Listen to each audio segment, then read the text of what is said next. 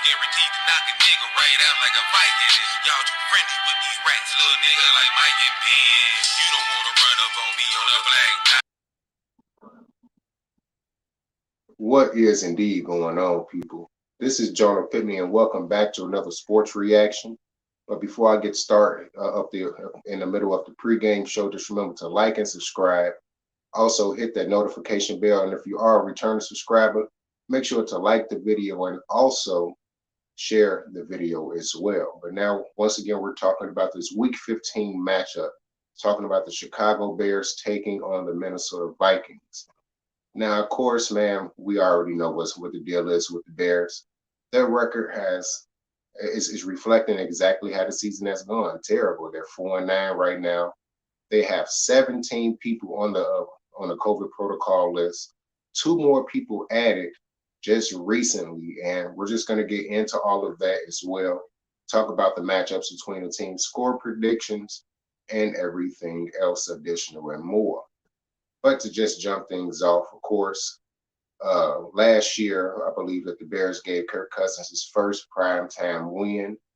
And the Bears is going to have a very, very, very tough thing ahead of them because, of course, Kirk Cousins and the Minnesota Vikings is playing for something to play for right now, and that's to get into the playoff picture. And the Bears, I would say, will have a chance to play spoiler, but right now, with all these guys being gone for the Bears on the COVID protocol list, it is going to be very, very tough for our Chicago Bears, missing a lot of guys. You know, jumping the list off just with guys that is on the protocol list. You have Allen Robinson, Jesse James, Eddie Jackson, Joel Obongwe, Ryan Nall, Isaiah Coulter. Of course, Sean Desai is one of the coaches, but he will be healthy enough to be able to coach at Soldier Field. Chris Tabor, the special teams coach, who was the interim head coach earlier this season against the 49ers. Offensive coordinator Bill Lazor, Larry Borum, offensive tackle, Elijah Wilkerson, another tackle, Eddie Goldman, defensive tackle, which I believe that he will be back. That he will be back as well. He was also currently activated from the COVID protocol list. Sam Kamara, Mario Edwards, even though he really has not amounted to much this year. Artie Burns, and then of course the 2 additional guys that has been ruled out. And that is Jalen Johnson and safety Tayshaun Gibson.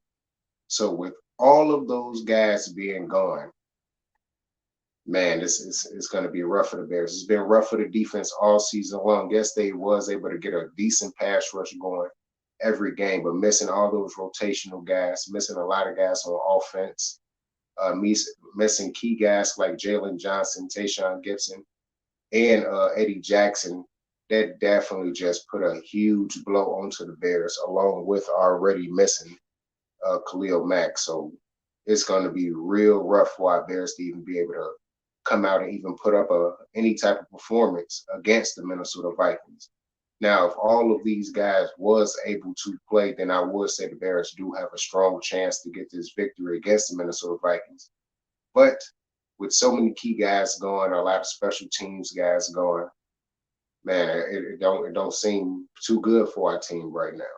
It really does not, and I really don't know how it's going to turn out to be. It probably could be just a flat-out blowout from start to finish. Dalvin Cook is once again having a very good year.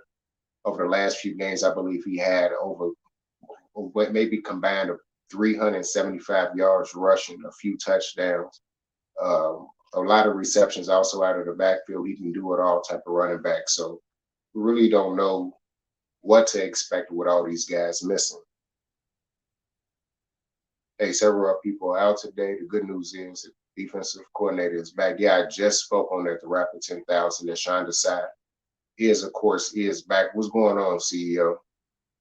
But yeah, I've spoke on that already briefly. But yeah, it's gonna be rough.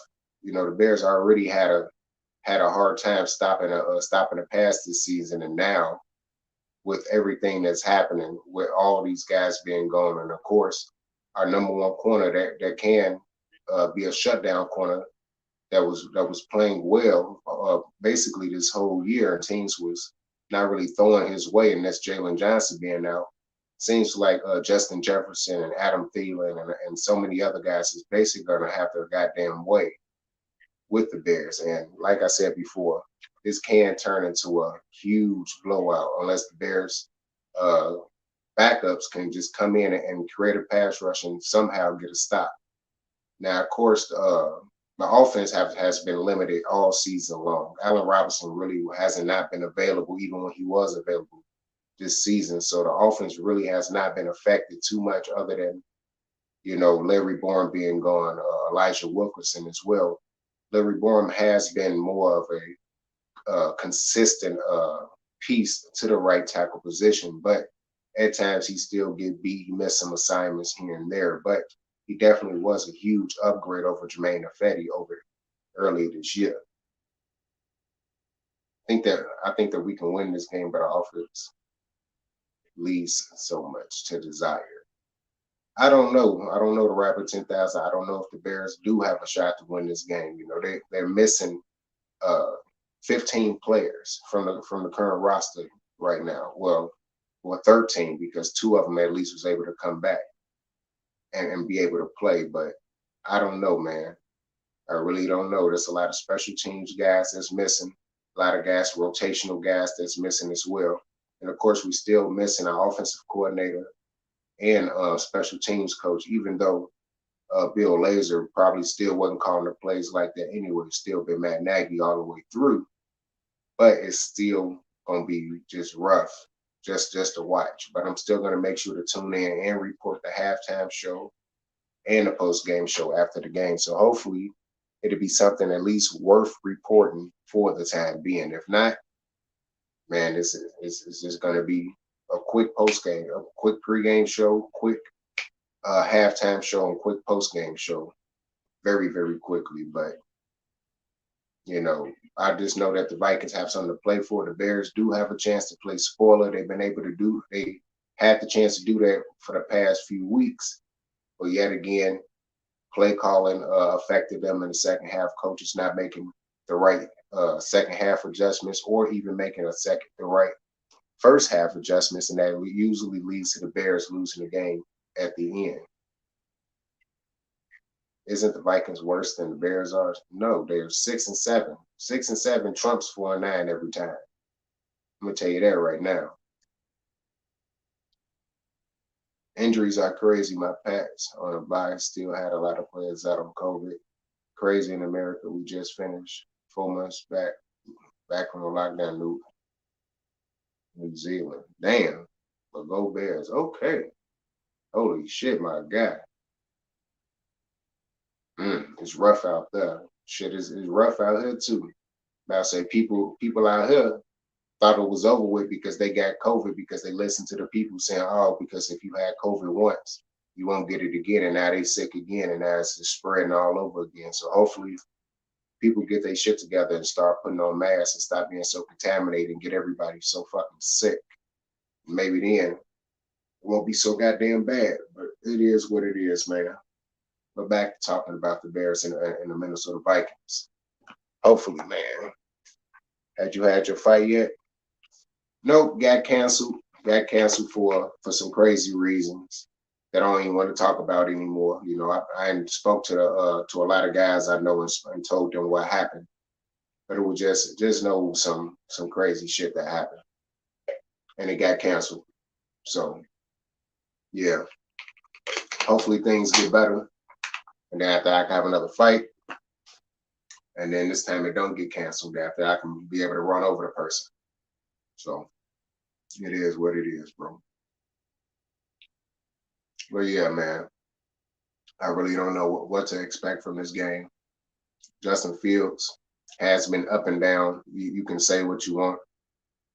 You can say what you want about him. It can be, many variables that leads to it. It can be simply just bad coaching, bad scheme, offensive scheme, or terrible development. Or development is fine. He's just making terrible decisions out there. So many things that can affect the game, and So far, I believe he had like 14 turnovers this year by Justin Fields, and 10 of them have been interceptions. So it's a lot of things that he's going to have to work on going into the off season, and hopefully he can at least try to keep this game competitive as much as possible and actually try to make sure that he holds on to the football. That's something that has been a problem all season long. That was something that was talked about previously before in the offseason, that he had a problem with fumbling snaps at times, holding on to the football when hit, and it's displayed his ugly head all season with him fumbling the ball, sometimes recovering it. A lot of times some guys pick it up and try to take it to the house, but he's definitely going to have to focus in this game to even at least give the Bears somewhat of a try, somewhat, because if not, Bears will get their ass smoked in this game very, very, very quickly. From watching some of these bowl games this weekend, I think the Bears will have their next cornerback and safety drafted from Liberty University. It could be a possibility, I'm not going to say it's a guarantee, but it is a strong possibility that they can get some guys from there, because I heard that Liberty is stacked, at least at the defensive position. But, it all comes down to if they are available at that time. That's what it really matters, if those type of players are available and if the Bears is willing to draft them. Now, of course, we're going to get a chance to see a few guys that the Bears have not been playing all season, like Thomas Graham Jr., a few guys like that was on the defensive squad initially, but then, of course, got moved to the practice squad, and now they got brought up because a few guys is out, like Artie Burns and Jalen Johnson. So they're going to have to bring him up and make sure and see who else they're going to have at the starting position. So there's 2 starting cornerbacks that's out. So, of course, that's the return of Kendall Vildor being the starting cornerback. So that's one thing that definitely has me sweating right now, because he hasn't played well all season. And who's going to play the number 2 corner? Is it going to be Duke Shelley? Is it going to be Thomas Graham? Is it going to be Crawford? I don't know. But they're going to have to find a way to mask those limitations that they have. And how do they do that? The coaching has to have a very good game plan, because if they don't have a cognate game plan, this Minnesota offense, despite their struggles at times, they're going to shred this Bears defense. And because of the Bears already is limited on offense, even though Minnesota is one of the worst defenses in terms of giving up points, they can look magnificent against this Bears offense, because, like I said before, they already had plenty of trouble on the offensive line, but also missing Larry Borum and Elijah Wilkerson does not make things any easier whatsoever. And also missing Allen Robinson after he just came back from injury, missing Jesse James, even though he really has not been much of a factor this season, but he is a decent rotational player. If the ball is thrown his way, he can be a very important factor in the game plan. But it has not been the case. And of course, you have a lot of special teams guys like Ryan Nall, Joel Mbagui, a lot of guys like that that's just simply not there. Sam Kamara, Mario Edwards, who's a rotational guy on the defensive line. So it is a very, very tough sledding for our team. Let me see. Our secondary has been weak all season long. And if we don't make a turnaround to a 10-win season next year, we'll lose players like Khalil Mack. Well, we're going to end up losing those guys anyway, because number one, either they're going to be too old, or number two, either Ryan Pace or the new regime might try to trade them or release them to try to clear up some cap space. Most likely trade them, because if you try to release them, that cap hit will be so damn hard to a point that you won't be able to sign nobody for the next few years. Sorry to hear, bro. Just Blitz Cousins, he's awful like Fields. Kid got some talent, and Vikings defense is mediocre.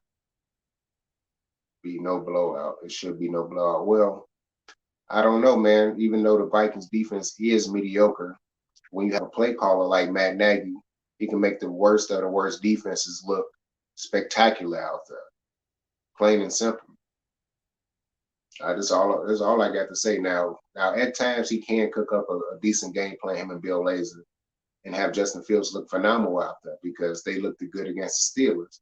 But right after that, it was like they came right back down to earth and plummeted ever since then. And since then, they just been making little baby steps here and there, going back and forth at times, going up and down basically all season. And that's the reason why the Bears season is looking the way it's looking. Instead of being 9-4 or at least 7-7 record or something like that, the Bears at this time is 4-9. Why is that? Injuries, of course, is a part of the game. So you really cannot count that because that happens. But it's just terrible game planning, terrible second half adjustments, inconsistent quarterback play, inconsistent play from the offensive line, and terrible cornerbacks on the defense. The front seven is good. It's just that the other players are just so goddamn bad. That's what makes a big difference. And also the most important thing is they not turning the ball over. Over the past few seasons, they have not been able to turn the ball over on a consistent basis. And that's the reason why that is happening.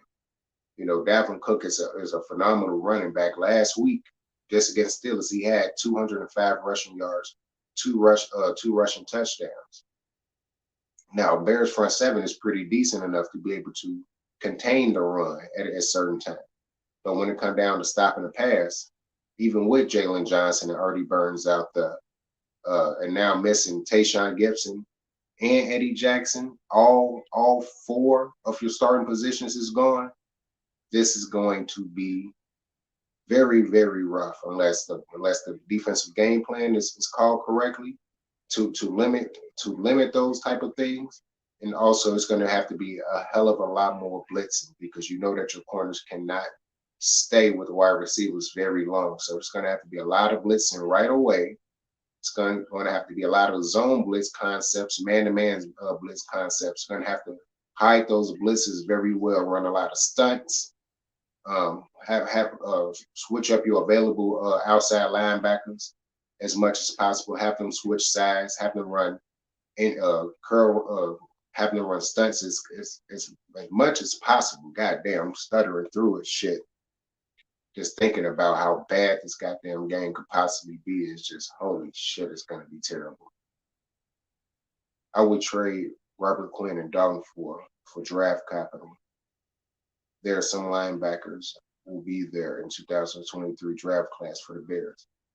I don't think the Bears is going to trade Robert Quinn, and also Andy Dalton only has a 1-year deal. So after this year, that's it for that.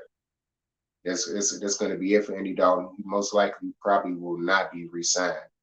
Robert Quinn, they just gave him all that money, and he's performing at the level that we wanted him to perform at last year. So I don't think they're going to do. They're definitely not going to do that whatsoever. Especially if he end up performing like this again next year. This is something that the Bears have been missing. Another consistent pass rusher alongside with Khalil Mack. It's just a simple fact that, of course, Mack got hurt. If Mack was still playing along with the way Robert Quinn is playing, then they possibly could have stolen a few more games, possibly.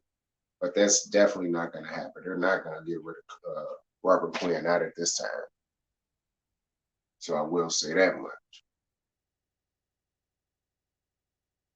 But like I said before, Bears got a tough road ahead of them. At least Akeem Hicks is actually coming back to play in this game. That's one of the main things I do like. I wish he would have been able to play last week, but him playing this week definitely does help the Bears, especially just having him and Eddie Goldman in the middle. Just it's going to affect the game along with Bilal Nichols. But I'm not going to hold everything up. Hold on, let me see. Score predictions so far. Yeah, man. Let me get to the score predictions. I'm kind of dreading it. But I do believe that there's a very, very, very strong possibility that the Bears could get blown out in this game. But if they don't, I'm just going to give 2 score predictions. And matter of fact, I'm going to give 3 possible score predictions. Number 1 is the one I'm thinking that's going to happen. Bears get their ass blown out 31-14. Very simple. There's no other way to put it. Defense is missing four starters at the cornerback, 2 at the cornerback position, 2 at the safety position. They can get their ass smoked, blown out just like that because they can possibly just pass the ball on them all day. Prediction number 2, the Bears somehow steal this game miraculously, and it is all because Justin Fields just made a lot of magic out there. And prediction number 3, of course, the Vikings still win, but this turned out to be a very close game.